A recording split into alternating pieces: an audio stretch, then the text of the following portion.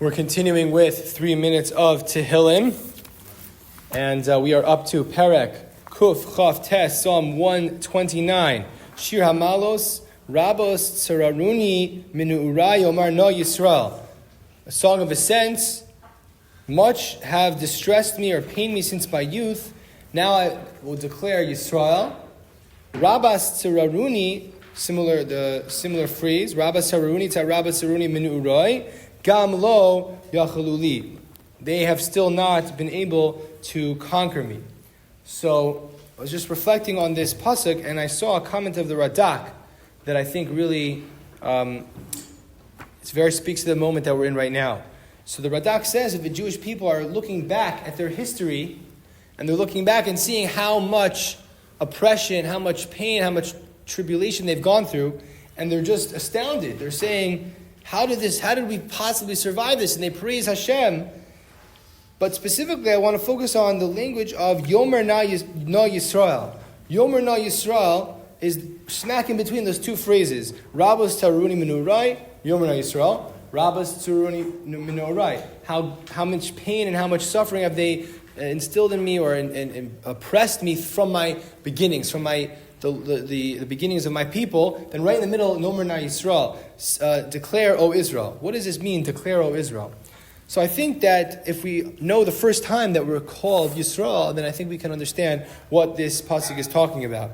When the angel of Esav is battling against Yaakov, so he asks him what his name is, and then the angel asks him, he says his name is Yaakov, and then the angel says, no, you're not going to be called Yaakov anymore, but rather, Ki im Yisrael, Ki sarisa im Elohim v'im anashim v'atuchal. Because you battled, you struggled, you wrestled with either God or with angels and with man and overcame them.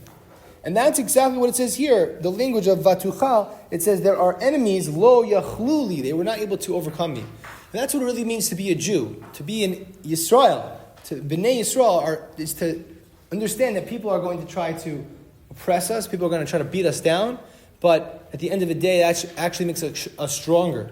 It actually brings out a greater sense of vatuchal. That's what it means to be a Jew. It means that ki sarisa im Elohim ve'im anashim, that we struggle, we wrestle with those demons, and we wrestle with human beings, and we overcome them. And in fact, the Gemara in Brachos says you're not allowed to call one of the avos or any of the characters of the Bible that are renamed by God their old name, like Avraham, what used to be Avram, and then God renamed him Avraham. So you're not supposed to call him Avram because now his name is Avraham. And it lists a few other people. But the Torah itself calls Yaakov many times. It goes back and calls him Yisrael, or goes back and calls him Yaakov. Why does the Torah do that? If it's prohibited to call someone by their original name, the Torah goes back and forth between Yaakov and Yisrael.